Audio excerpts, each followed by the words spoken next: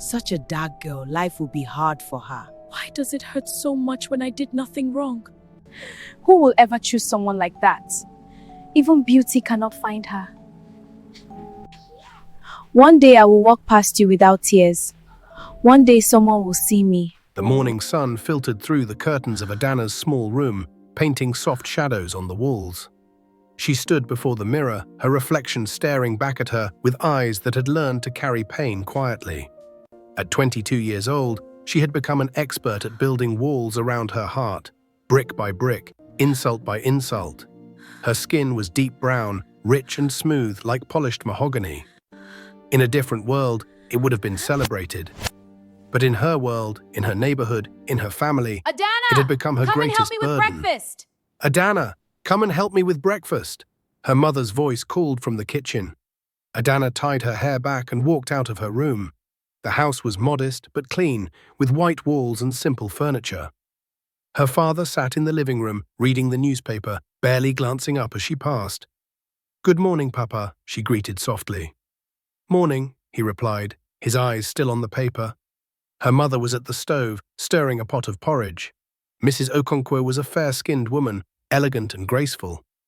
Mr. Okonkwo was equally fair. They were both considered beautiful by society's standards, which made Adana's dark complexion a constant source of confusion and gossip. "Take this tray to your father," her mother said, handing her a plate of bread and tea. As Adana placed the tray on the side table, her father finally looked at her. You are going to college today?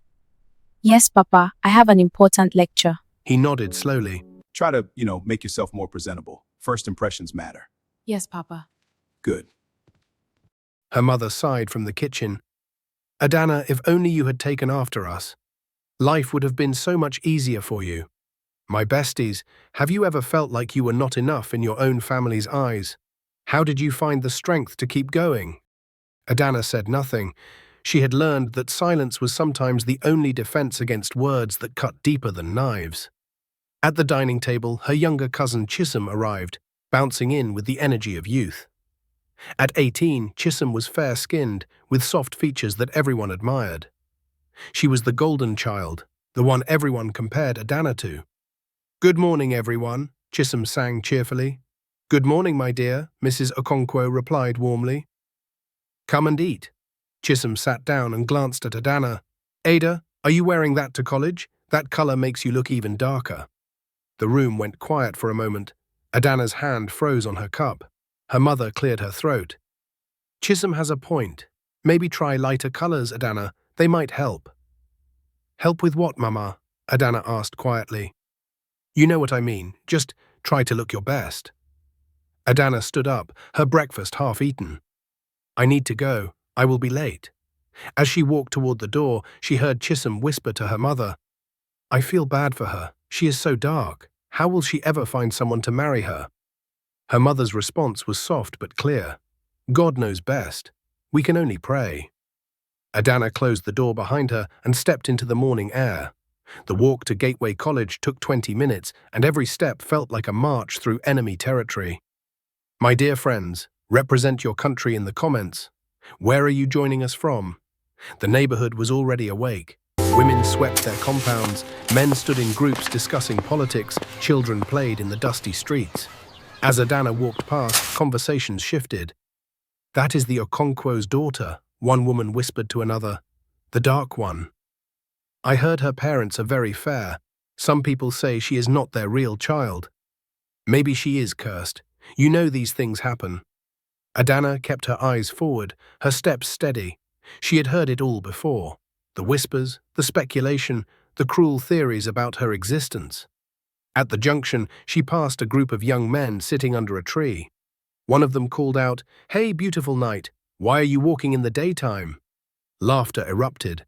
Another added, "If you smile, we might not see your teeth in that darkness." More laughter. Adana's jaw tightened, but she did not stop. She did not respond. Responding only gave them power. When she finally reached the college gates, she felt the familiar knot in her stomach loosen slightly. Gateway College was a large institution with old brick buildings and sprawling green lawns. It should have been a place of learning and growth. Instead, for Adana, it was another battlefield. She walked toward her department building, passing groups of students chatting and laughing. Some glanced at her and quickly looked away. Others stared openly, whispering to their friends. In the corridor, she encountered Stella and Nkechi, two girls from her class. They were both fair-skinned, fashionable, and cruel. "Oh, look who is here," Stella said loudly. "Adana the Midnight." Nkechi giggled. "I heard her parents are fair. Can you imagine? She must have been a punishment for something they did." "Maybe they offended a witch," Stella added, and they both burst into laughter. Adana walked past them without a word, her books clutched tightly to her chest. In the classroom, she found her usual seat at the back, away from everyone. Only one person ever sat near her. A quiet girl named Ngozi who had transferred from another state. "Good morning, Ada," Ngozi greeted warmly as she sat down. "Morning, Ngozi. Are you okay? I saw what happened in the corridor." Adana managed a small smile. "I am fine. I am used to it." Ngozi shook her head sadly. "You should not have to be used to it. They are terrible people." "It does not matter," Adana replied softly. "Words cannot change who I am." But even as she said it, she wondered if she truly believed it. Years of constant rejection had worn down her confidence like water eroding stone. The lecturer arrived and began the class. Adana took notes diligently, focusing on the material. Education was her escape, her hope for a different future. Halfway through the lecture, the dean's voice came over the intercom.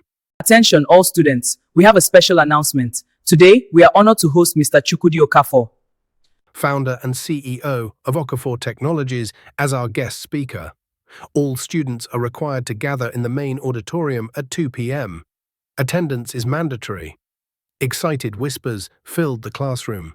Chukwudi Okafor was a legend, a billionaire who had built his empire from nothing. He was young, successful, and incredibly influential. "This is so exciting," Ngozi whispered. "I have read so much about him. He started with nothing, and now he is one of the richest men in the country." Adana nodded but said nothing. Important men came and went. They gave speeches about hard work and determination, then returned to their comfortable lives. What difference would this one make?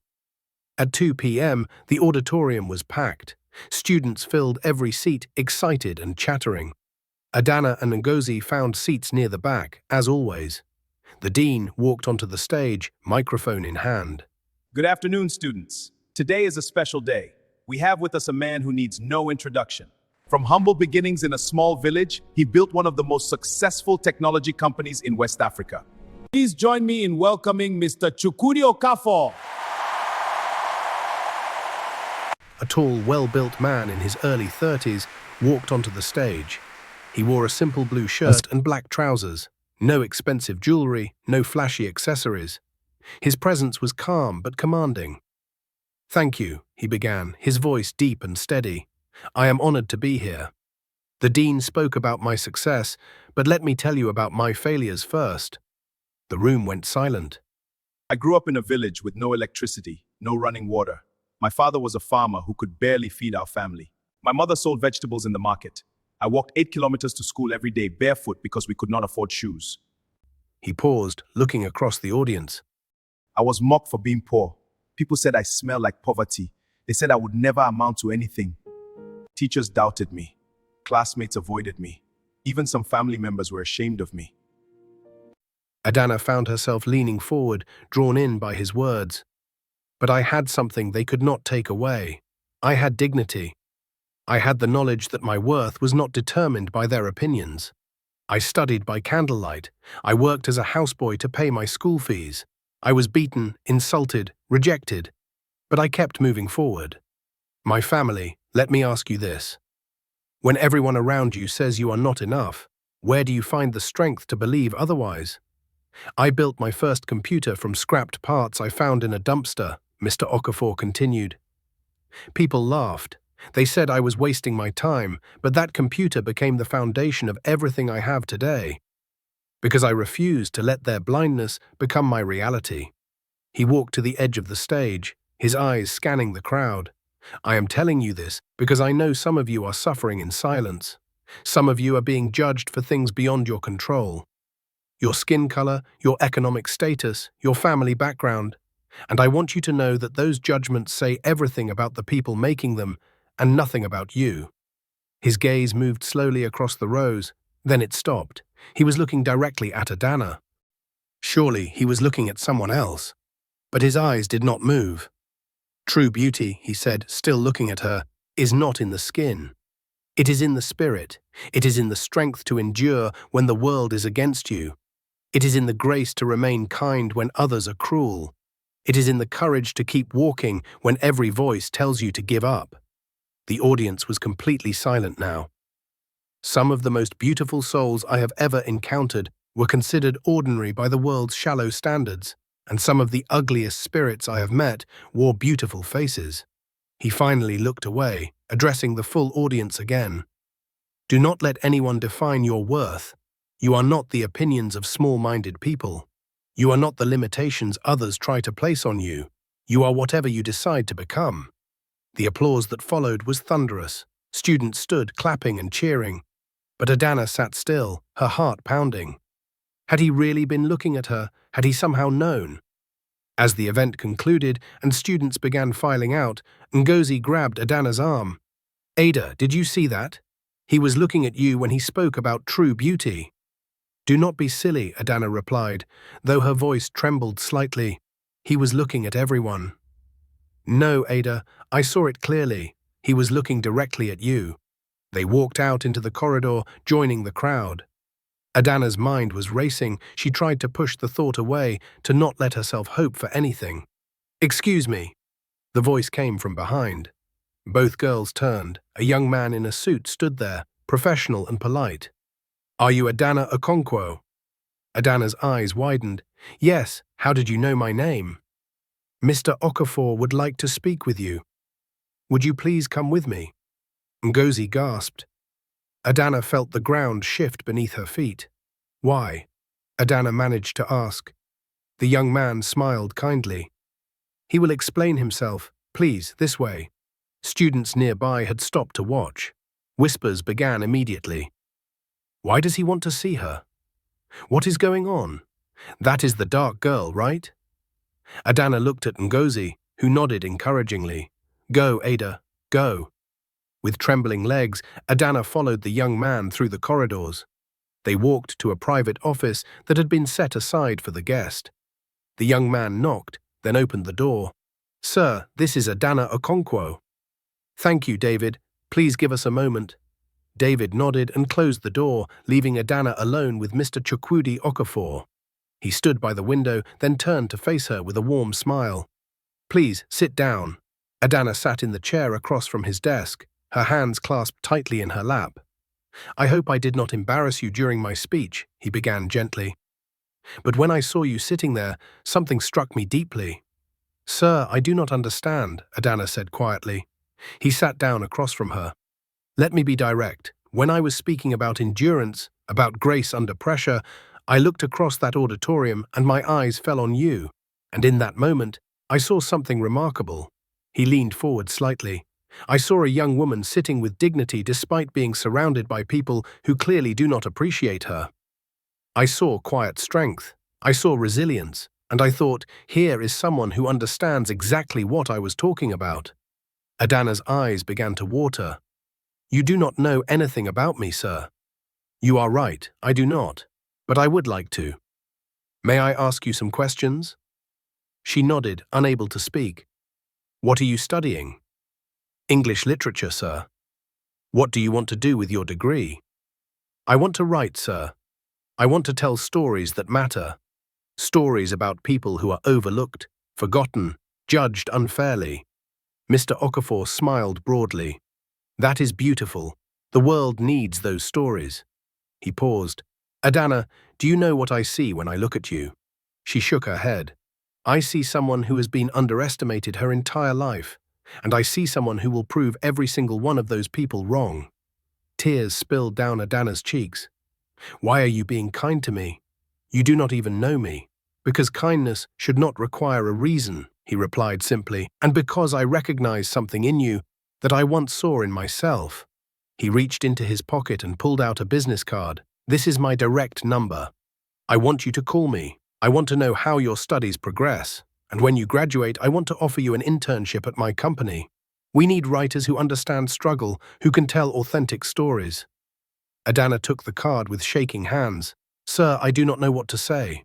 "Say you will accept. Say you will keep pushing forward. Say you will not let them break you." "I will," she whispered. "I promise." "Good," he stood up. "Now, before you go, I want to ask you something. May I walk you back to your department? I would like to meet some of your lecturers, and I think you should accompany me." Adana's eyes widened. "Sir, people will talk." "Let them," he said with a slight smile. "I have learned that people will talk regardless. The question is, do we live our lives afraid of their tongues, or do we walk with our heads high?" When Adana and Mr. Okafor walked out of the office together, the corridor fell silent. Students stared openly. Mouths dropped. Whispers erupted like wildfire. "Is that Adana? Why is she with him? What is happening?" Mr. Okafor walked beside her with calm confidence, occasionally asking her questions about the college, about her classes, about her favorite books. He treated her like an equal, like someone worthy of his time and attention. They reached the English department. Several lecturers were still in their offices. Mr. Okafor greeted them warmly, introducing Adana as one of your most promising students and discussing her potential with them. Dr. Amadi, the head of department, was shocked. "Adana is indeed bright, sir. Very analytical. We have always known she has potential." "Then I hope you will continue to nurture that potential," Mr. Okafor said. "She is special." By the time they finished, word had spread across the entire campus. When Adana finally parted ways with Mr. Okafor at the gate, a crowd had gathered at a distance, watching. He shook her hand formally. "Remember your promise, Adana. Keep pushing forward. And call me. I am serious about that internship." "Thank you, sir. I do not know how to thank you enough." "Live well," he said simply. "That is thanks enough." As his car drove away, Adana stood at the gate, the business card clutched in her hand. Students surrounded her immediately. What did he want? Why did he choose you? What did you talk about? Even Stella and Nkechi pushed through the crowd, their faces twisted with confusion and jealousy. "This does not make sense," Stella said loudly. "Why would someone like him pay attention to someone like her?" Ngozi appeared beside Adana, protective and fierce. "Maybe because he sees value where shallow people see nothing." "Stay out of this, Ngozi," Nkechi snapped. "No," Adana said quietly, surprising everyone. She looked directly at Stella and Nkechi. "You have mocked me for years. You have made me feel small, worthless, invisible.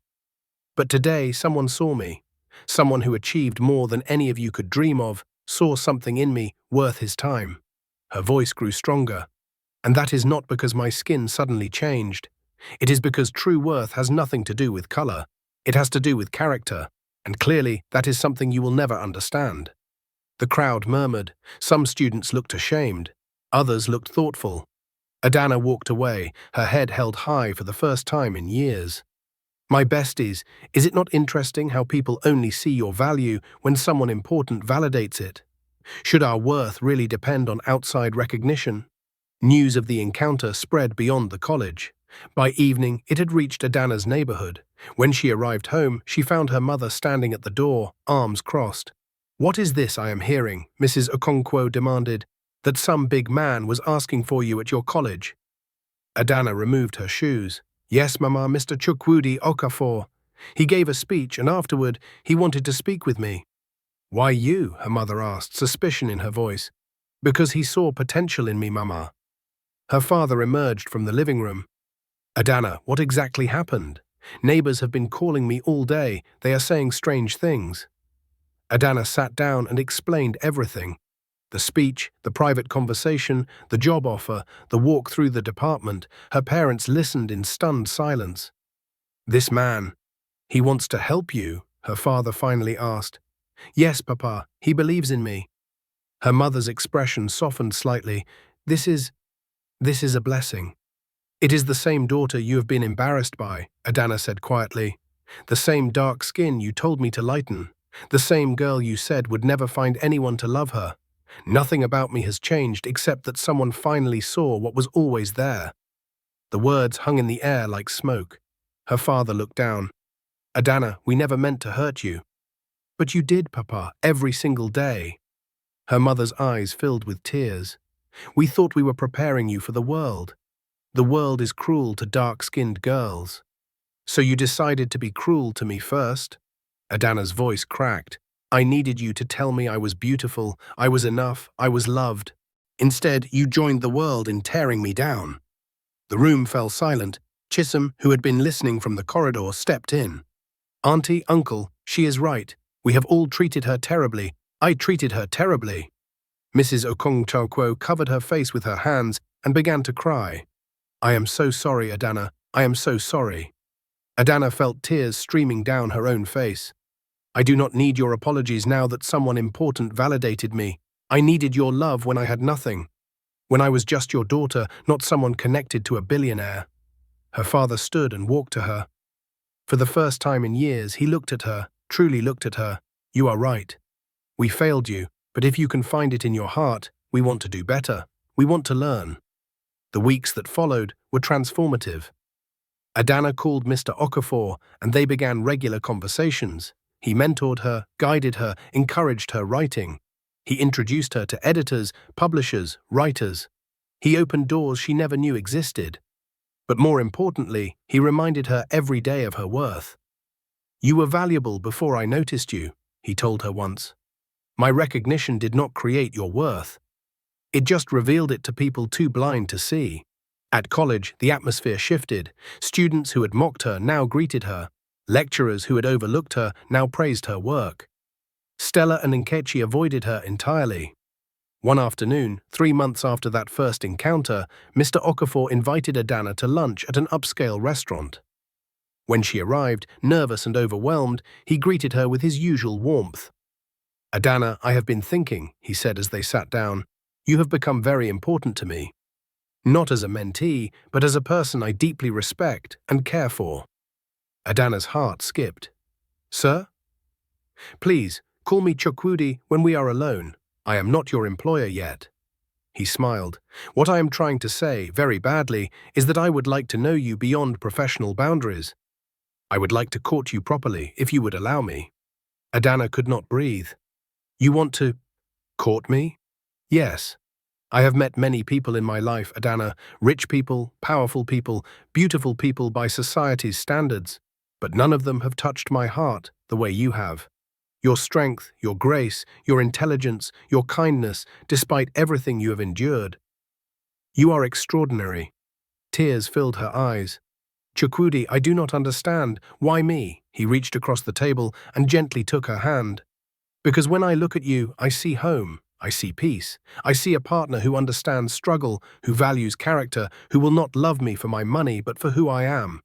That is rare. That is precious. People will talk, Adana whispered. They will say terrible things. Let them, he replied firmly. I spent my life being talked about. I am used to it. The question is, do you want this? Do you want me? Adana looked at this man who had seen her when she was invisible, who had valued her when she was deemed worthless, who had loved her when she could not love herself. Yes, she said. Yes, I do. Their relationship blossomed over the next 6 months. Chukwudi was patient, respectful, genuine. He met her family formally, treated them with dignity despite how they had treated their daughter. He did not shame them. Instead, he helped them see Adana through new eyes. Her mother wept the first time Chukwudi came to their home. I am so ashamed of how I treated her, she confessed. Then love her better now, Chukwudi replied gently. The past is done, build a new future. When Adana graduated top of her class, Chukwudi was in the audience, cheering louder than anyone. Her parents were there too, finally proud, finally seeing. But the real test came when Chukwudi decided to do something extraordinary. I want to have a formal introduction ceremony in your village, he told Adana. I want everyone who ever doubted you, mocked you, rejected you, to see that you are loved, valued, chosen. Chukwudi, you do not have to do that, Adana protested. I know. But I want to. Not to shame them, but to honor you. You deserve to walk back into that place with your head high. The ceremony was planned for a Saturday. The entire village was invited. Chukwudi spared no expense. A beautiful venue, elegant decorations, live music, abundant food. My family, have you ever returned to a place that rejected you, but this time as a success? How did it feel? When the day arrived, Adana wore a stunning traditional dress in deep purple and gold. Chukwudi wore a matching outfit. They arrived together, hand in hand. The venue was packed. Neighbors who had whispered about her, relatives who had mocked her, childhood bullies who had made her cry. They were all there, mouths open, eyes wide. The ceremony began with traditional rites. Then Chukwudi stood to address the gathering. "Thank you all for coming," he began. "Today is a special day. Today I am here to formally declare my intentions toward Adana Okonkwo, the woman I intend to marry." Gasps rippled through the crowd. Many of you know Adana. You have known her since she was a child, but I wonder how many of you truly saw her. The room went quiet. I met Adana when she was sitting in an auditorium, surrounded by people who overlooked her. And I saw something remarkable. I saw strength. I saw grace. I saw beauty that goes far beyond skin, far beyond the shallow standards society worships. He turned to Adana and took her hand. This woman was mocked for her skin color. She was made to feel less than, unworthy, unlovable. By strangers, by classmates, and sadly, by some of you here. Uncomfortable shifting in the audience. But here is what you missed. While you were busy judging her appearance, she was building character. While you were mocking her, she was earning top grades, writing beautiful stories, helping those weaker than her. While you were deciding she was not enough, she was becoming everything I ever wanted in a partner. Tears streamed down Adana's face. "I am a billionaire," Chukwudi continued. "I could choose anyone.